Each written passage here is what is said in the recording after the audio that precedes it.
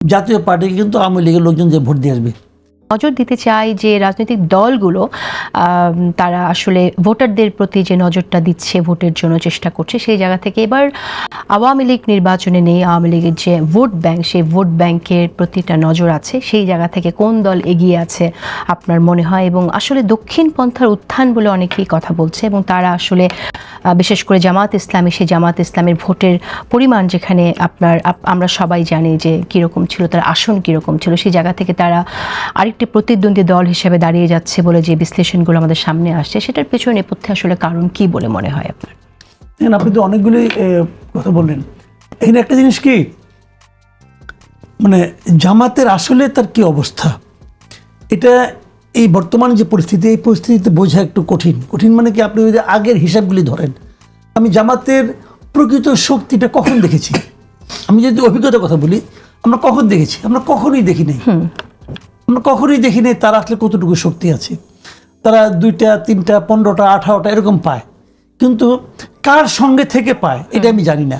আবার ধরেন, আমি যদি খুব ঠান্ডা মাথায় চিন্তা করি, ধরা যাক আমি কথা বলি, তখন 2001 সালে তারা 2জন মন্ত্রী পেয়েছিল। পাওয়ার পর তারপর যখন 2008-এর নির্বাচন, মন্ত্রী পাওয়া মানে কি, মনে করি আমরা যে ক্ষমতায় থাকে, কিছু লোককে সুবিধা টুবিধা দেয়, দলের মানে আপনার প্রসার ঘটায়। তো তারপরে 2008-এ কিন্তু তাদের অবস্থা ততটা ভালো হয়নি। তারপরে তারা বিএনপির সঙ্গেই ছিল।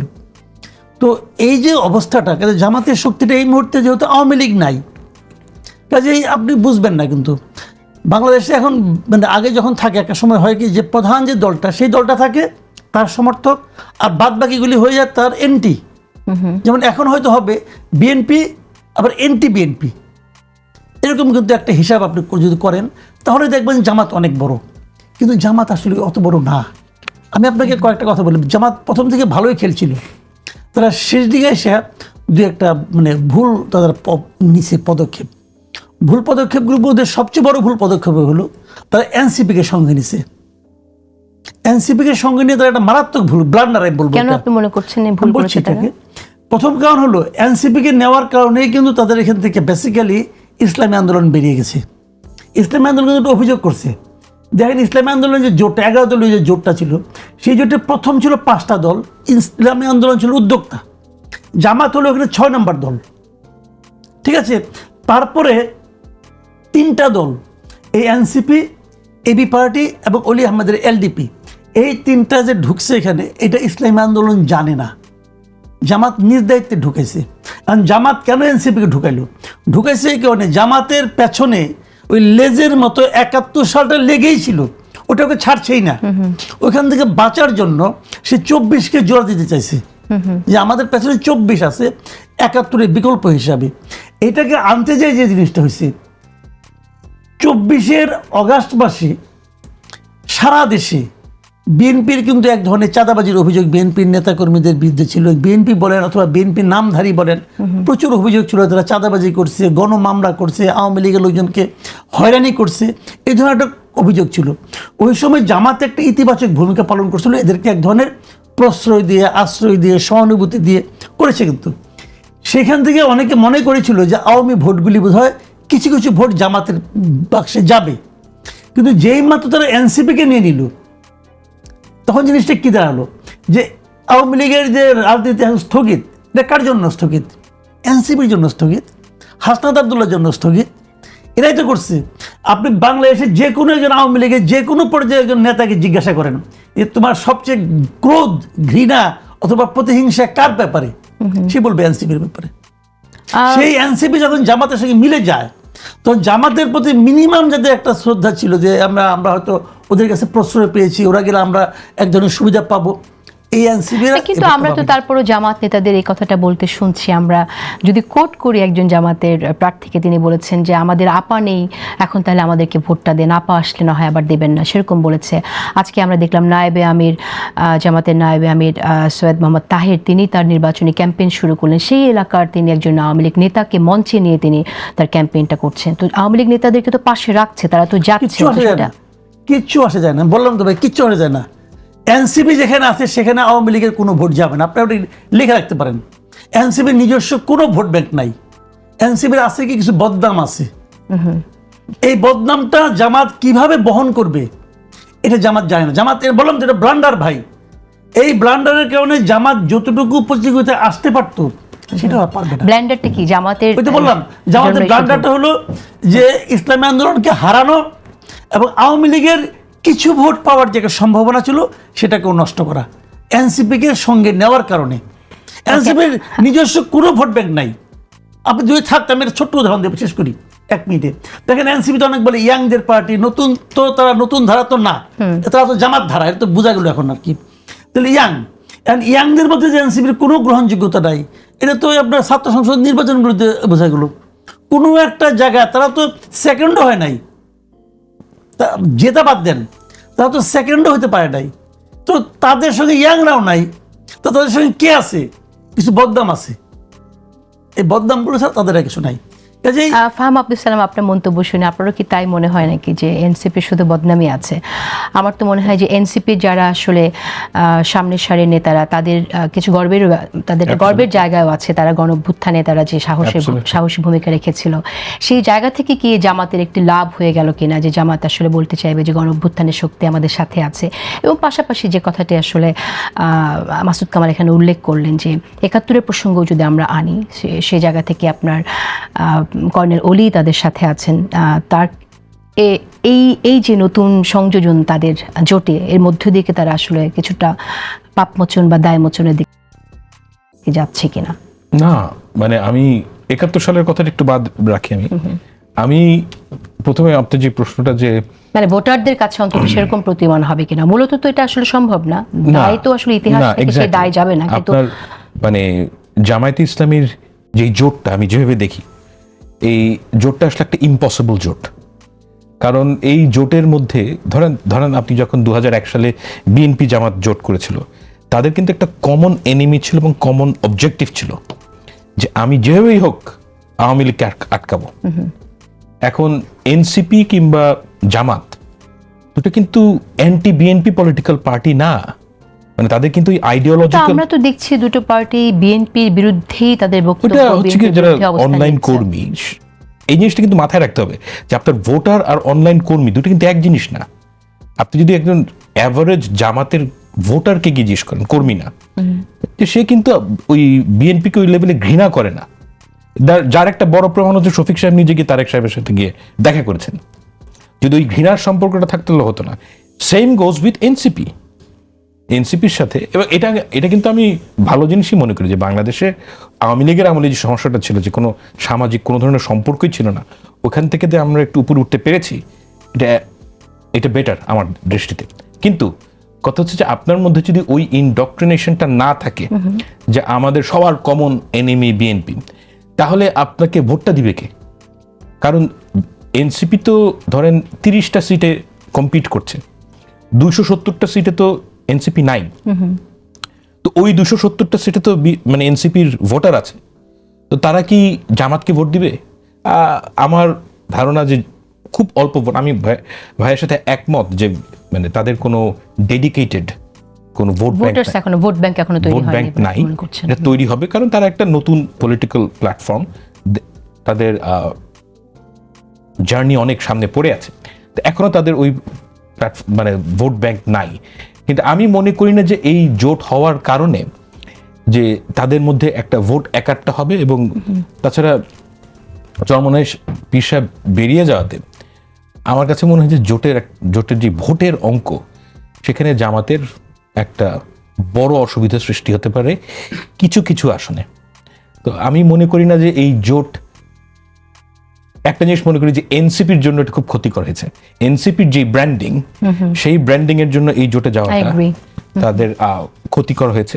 দেখা যাক। এবং যারা যদি ভোটে হারে, আমি মোটামুটি নিশ্চিত যদি এই ভোট নির্বাচনে যদি হারে, 2 সপ্তাহের মধ্যে তারা এই জোট থেকে বেরিয়ে আসবে এনসিপি, আমার অনুমান। এগেইন আমি নির্বাচনে হারলে তারা বের হয়ে আসলেও কি তাদের যে ভাবমূর্তি সেটাকে তারা ফিরে পাবে কিনা, আমি সেটা একটু ভাবা বিষয়। মাসুদ কামাল, আপনার কি মনে হয়? না, আমার তা মনে হয় না। নির্বাচনে হারলে এনসিপি জামাতকে ছেড়ে বেরিয়ে আসবে না, বরঞ্চ তারা জামাত হয়ে যাবে। আমি কারণটা বলি। এনসিপির সবচেয়ে বড় ভয়টা কোথায় জানেন? এনসিপির সবচেয়ে বড় ভয় হলো এখন তারা যেখানেই যায় তারা কিন্তু এই গভর্নমেন্টের এক ধরনের প্রোটেকশন পাচ্ছে। যদি নতুন সরকার যখন আসবে তখন তারা সে প্রোটেকশনটা কার কাছে পাবে? এনসিপিকে কিন্তু কেউ কিছু বলবে না, মানে ছাত্রদল এনসিপিকে কেউ অ্যাটাক করবে না, হিট করবে না, কেউ করবে না। কিন্তু এনসিপির সার্বক্ষণিক একটা ভয় থাকবে যে ছাত্রলীগ যুবলীগ না তাকে অ্যাটাক করে নাকি হিট করে। যখন সেই অ্যাটাকটা তার মধ্যে আসবে, এই ভয়টা যখন তার মধ্যে কাজ করবে, তখন তো সে একটা প্রোটেকশন খুঁজবে। তার প্রোটেকশন কোথায়? এই জন্যই সে কিন্তু মরিয়া হয়ে গেছিল বিএনপির সঙ্গে যুক্ত হওয়ার জন্য।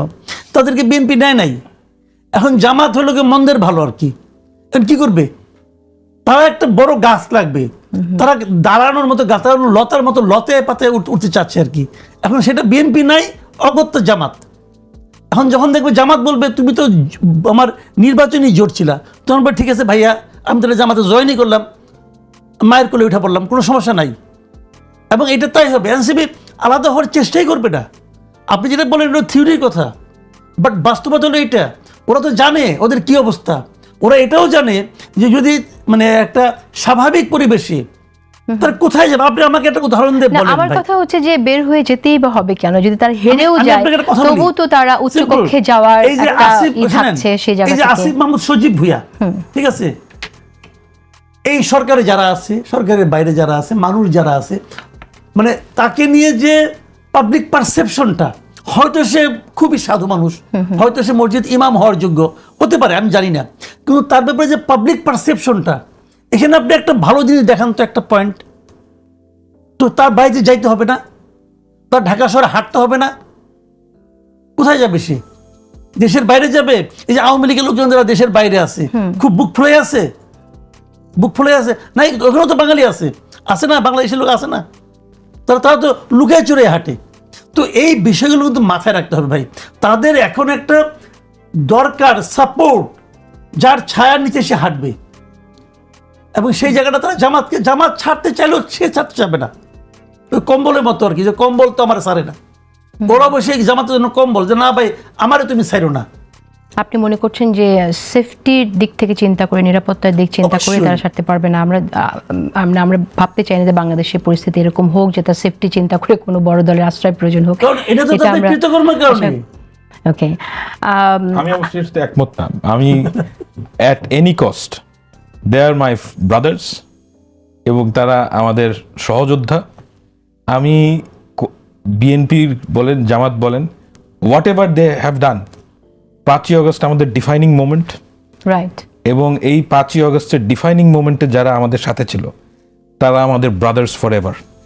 অ্যান্ড ছাত্রলীগ বলেন, যুবলীগ বলেন, আওয়ামী লীগ বলেন, তারা যদি আমাদেরকে আক্রমণ করে, উই আর স্টিল টুগেদার। তাদের রাজনীতি এক সাইডে, আমি এনসিপির রাজনীতির সাথে একমত না, কিন্তু উই আর ব্রাদার্স। এবং আমি এই কথা বলতে পারি যে যতদিন জীবিত আছি, যে এই 5ই অগস্টের ডিফাইনিং মোমেন্টে যারা আমাদের সাথে ছিল তাদেরকে আমরা ছাড়বো না। নিশ্চয়ই তাই। মাসুদ কামাল, তাহলে আমরা আওয়ামী ভোটে নজর যদি আমরা আমাদের আজকের টাইটেল এরকম, সেদিকে যদি তাকাই, আপনি বলছেন যে জামাত এনসিপি জোট হওয়ার কারণে জামাত যে আওয়ামী ভোটটা পেত সেটা পাচ্ছে না। তাহলে কি মনে হয় যে আওয়ামী লীগের ভোটটা কোন দিকে যাবে? প্রশ্নটা এই জন্যই করছি কারণ আমরা দেশে বিদেশে নানান রিপোর্টে দেখতে পাচ্ছি যে ঐতিহাসিকভাবে জামাতের ভোট বেড়ে গেছে। জামাত এমন কি করেছে যে জামাতের ভোট এতটা বেড়ে যেতে পারে? এটাকে আপনি কিভাবে দেখছেন? এই তথ্যগুলো, বিশ্লেষণগুলো ঠিক না, নাকি এমন কিছু হচ্ছে আওয়ামী লীগের ভোট আসলে সেদিকে যাবে, অসাধারণ মানুষের ফ্লোটিং যে ভোট আছে তাদের দিকে যাবে? যদি যায় সেটা কি কারণে? দেখেন, আমি এখানে দুটো বিষয়, একটা হলো আওয়ামী লীগের ভোট কোন দিকে যাবে, আর 2 নম্বর কথা হলো যে জামাতের ভোট কেন, এই চেঞ্জটা কেন আসছে। আর আওয়ামী লীগের ভোট সম্পর্কে আগে বলি। আওয়ামী লীগের যে ভোট, সেই ভোট যেগুলো আওয়ামী লীগের ভোট, মানে যারা আওয়ামী লীগ ছাড়া আর কাউকে ভোট দেয় না, এতদিন দিত না, অথবা আওয়ামী লীগের সরকারের কাছ থেকে নানা ধরনের সুযোগ সুবিধা পেয়েছে, ধান্দাবাজি করেছে, সমাজে তো আছে এরকম অনেক। তো তারা যারা ভোট দিতে যাবে, এদের মধ্যে আমার ধারণা যে এখানে অ্যাবাভ 60% আওয়ামী ভোটারের মধ্যে এরা ভোটই দিতে যাবে না, অ্যাবাভ 60%। ওকে, বাদ বাকি যে 40% থাকবে এরা যাবে ভোট দিতে। এদের মাঝখান থেকে বড় জোর 5% ভোট জামাত পাবে, বড় জোর 5%, মানে কি যারা মনে করেন ওই খুব ব্যক্তিগতভাবে তাদের দ্বারা উপকৃত হয়েছে এই সময়ে 5% ভোট পাবে। আর যে 30% ভোট আছে আপনার, এই 35%, সেগুলো কিছুটা পাবে বিএনপি, কিছুটা পাবে জাতীয় পার্টি। জাতীয় পার্টির কিন্তু আমরা সবাই মানে গুণার মধ্যে ধরতেছি না, একটু ধরেন। জাতীয় পার্টি দেখেন না, আপনি শেষ যেহেতু মুহূর্তে, বলেছেন তাহলে তো ধরতেই হবে। না আমি আমার যেটা ধারণা আর কি, জাতীয় পার্টিকে কিন্তু আওয়ামী লীগের লোকজন যে ভোট দিয়ে আসবে, লাঙ্গল মার্কা যখন দেখবে না, নৌকা মার্কা পাবে না, লাঙ্গল মার্কা যে চট করে দিয়ে আসবে। জামাতের সমস্যাটা কি আমি বলি আপনাকে, 8 ডিসেম্বরের পর এদেশের ভোটাররা দাঁড়িপাল্লা মার্কাটা দেখে নাই। এটা হলো রিয়েলিটি একদম, ঠিক আছে। বাংলাদেশের অনেক ভোট এখনো গ্রামে যায় না, আপনি এখন অনেক ভোট কিন্তু মার্কায় হয়। আমরা অনেক সময় দেখি কিন্তু এরকম যে গ্রামের একজন বৃদ্ধা মহিলার কাছে একজন প্রার্থী গেছে, বৃদ্ধা মহিলা বলতেছে, বাবা তুমি তো লোক ভালো, তোমার তো আমি ভোট দিতাম, কিন্তু তোমার মার্কাটা ভালো হয় নাই। আমার শ্বশুরকে এই কথাটা বলছেন এক মহিলা, বলছে না? বৃদ্ধা মহিলা, যে আপনার তো সবকিছু ভালো, কিন্তু আপনার মার্কাটা কেন নৌকা না? এই যে মার্কাটা ভালো হয় নাই, এটা কিন্তু বলে গ্রামের মানুষ মার্কা চিনে, এখনো মার্কা চিনে। এটা আমি আপনি হয়তো আমাদের বুদ্ধিতে আমরা বুঝবো না, বাট এটা রিয়েলিটি। তো সেখানে আপনার 2009-এর পরে আপনি দেখেন দাঁড়িপাল্লা মার্কা কোথাও নাই, ওই হাইকোর্টের উপরে ছোট্ট করে আসলাম, কোথাও নাই। ওদের দলীয় মার্কা পর্যন্ত ওদের কাছ থেকে কিন্তু নিয়ে নিয়েছিল হাসিনা গভর্নমেন্ট। হ্যাঁ, আচ্ছা, তাহলে ধানের শীর্ষে কিন্তু 18 সালে একটা নির্বাচন করছিল, মার্কাটা তো বাজারে ছাড়ছিল। বিএনপি তো অনেক মিটিং টিটিং করতো, সব মিটিং এর লোকজন কিন্তু মানে জীবন্ত ধানের শীষটি হাজির হইতো। কিন্তু ধানের শীষ কিন্তু মার্কা আছে, কিন্তু দাঁড়িপাল্লা মার্কা কেউ চিনে না, বরঞ্চ দাঁড়িপাল্লার চেয়ে লোকে হাত পাখা চিনে বেশি। যে কারণে অনেকে বলে না যে দাঁড়িপাল্লা মানে জামাতের যত কর্মী তত ভোট, যত কর্মী তত ভোট, নির্বাচন জিততে পারবে না। জামাত ইসলাম যেভাবে প্রচার করছে, সেই প্রচারটা দেখে মনে হচ্ছে তারা প্রত্যন্ত অঞ্চলে অনেক প্রচার করছে। আমরা সেই প্রচারের পদ্ধতি নিয়ে আমরা হয়তো সমালোচনা করতে পারি, সেটা আসলে আইন সিদ্ধ কিনা, নির্বাচন আইনের আওতায় সেটা পড়ে কিনা, কিন্তু প্রচার তো করছে, সেটা আমরা দেখছি। জামাত প্রচার করছে। আমি আপনাকে একটা এক্সাম্পল দিয়ে বলি, কিছুদিন আগে, আজকে থেকে ধরেন আপনার দিন 15 দিন আগের কথা বলতেছি আমি, আমাকে জামাতের একজন নেতাই বলছে যে সারা দেশের যত বাড়ি আছে সেই বাড়িগুলিতে তাদের একবার করে যাওয়া হয়ে গেছে, তারা নির্বাচনের আগে 3 বার যাবে, প্রত্যেকটা বাড়িতে তারা একবার নক করছে। আমি আমাদের বাসায় যায় না। আমার পাশে যায় না। উনি বলেছেন যেটা, আমি ওনার কথা বললাম, এবং বলার সময় ওনার মধ্যে আমি যে মানে আত্মবিশ্বাসের যে লেভেল দেখছি, আমি নিজে একটু বিস্মিত হয়েছি। কিন্তু আবার আমার শ্বশুরবাড়িতে গেছে, আমার শ্বশুরবাড়ি হলো আপনার বগুড়ায়, বগুড়া সারিয়াকান্দিতে, ওই বাড়িতে ওনারা বহুবার গেছেন, ঠিক আছে। কাজে একদম আমি ঢাকা শহরে তো যাই নাই, কিন্তু গ্রামের দিকে গেছে রে ভাই, গ্রামের দিকে ওই জামাতের মহিলারা বেশি করে গেছেই, ওনারা কিন্তু মহিলাদের মধ্যে অনেক কাজ করছে। But বিষয়টা কি জানেন, এই যাওয়া না আসা কিছু যায় আসে না।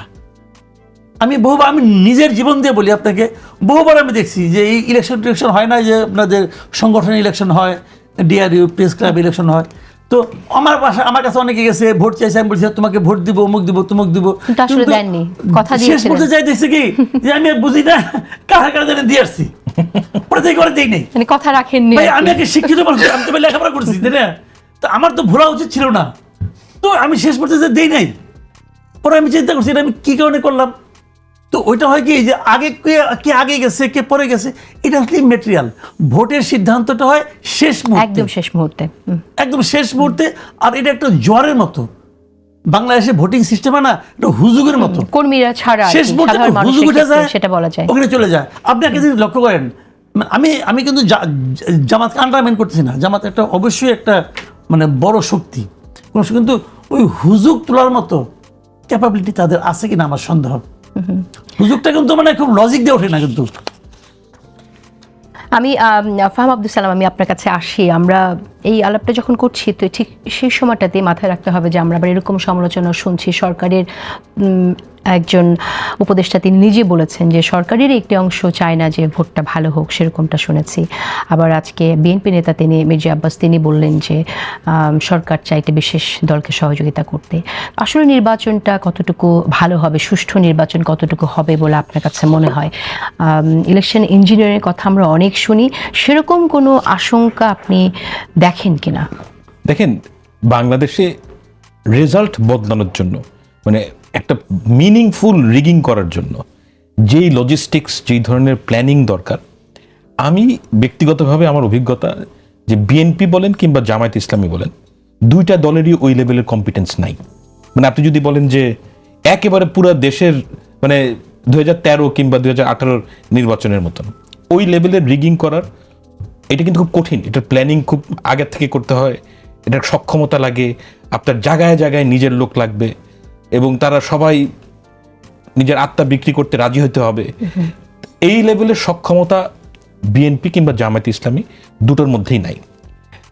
এবং দ্বিতীয় যে কথা সেটা হচ্ছে যে বিএনপির একটা ভেস্টেড ইন্টারেস্ট আছে, যেহেতু তারা যে কোনো পোলিংয়ে বিপুলভাবে এগিয়ে আছে, তাদের যে ভয় সেটা হচ্ছে যে কোনো জায়গায় যদি কোনো উৎসাহী লোক যদি বিএনপির পক্ষে রিগিং করে, এবং এটা যে হতে পারে এই সম্ভাবনা উড়িয়ে দেওয়া যায় না।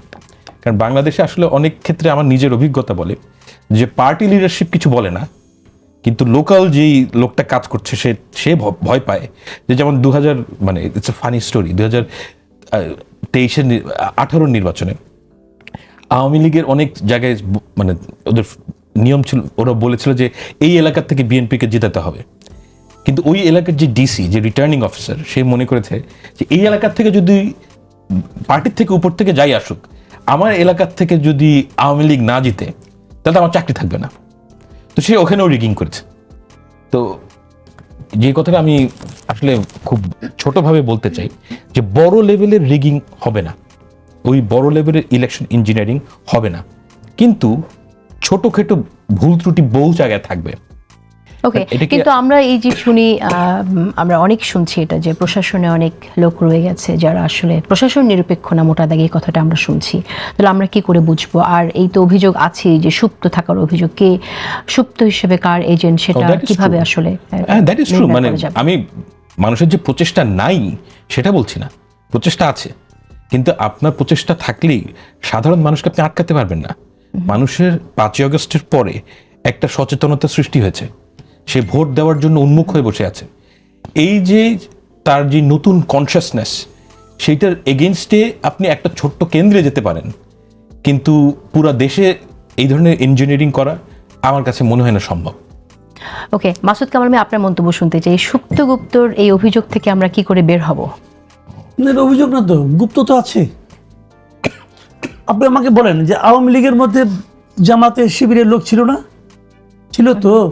আচ্ছা, আপনি একটা কথা মনে আছে কিনা আমি জানি না, ওই সময়ে যখন নাকি সাদিক ক্যাম্প বের হলো যে সে জামাতের সভাপতি, ফরহাদ সেক্রেটারি, ঢাকা ইউনিভার্সিটি যখন বলা হলো, তখন ছাত্রদলের সভাপতি রাকিব একটা কথা বলছিল। সে বলছিল যে বিগত 15 বছরের জামাতের কমিটির নামটা আমরা একটু দেখতে চাই। Fair question. এবং এই কোশ্চেনে বলার পরে জামাতের পক্ষ থেকে কি বলে, সাদিক ক্যাম্প কি বলছে, আমার নেতাকর্মীরা সবাইকে বলছে আপনারা ধৈর্য ধারণ করেন। এটা কি ওই প্রশ্নের উত্তর হইল? হইল না। তাহলে তারা নামগুলি বললো না কেন? বললো না এই কারণে 15 বছর আগে শিবিরে যে সভাপতি, সে হয়তো এখন বিএনপি অথবা আওয়ামী লীগের বড় কোনো পদে আছেন। কারণ উনি তো ছাত্রলীগের পরিচয় ছিলেন, ওনারা তো ছাত্রলীগের পরিচয় ছিলেন। ছাত্রলীগের পরিচয় থাকলে কোথায় যাবে? ওদিকে যাবে, অথবা বিএনপিতে কেউ হয়তো। আর যারা নাকি আওয়ামী লীগে যায়নি আর ছাত্রলীগে যায়নি গুপ্ত থাকতে পারে, তার জন্য তো বিএনপি অথবা ছাত্রদলে যাওয়া আরো সহজ। কারণ এখানে তো আপোষ কম করতে হবে, কারণ বিএনপির সঙ্গে তাদের তো আগের থেকে একটা জানাশোনা ছিল, একসঙ্গে রাজনীতি করছে, একসঙ্গে নির্বাচন করছে।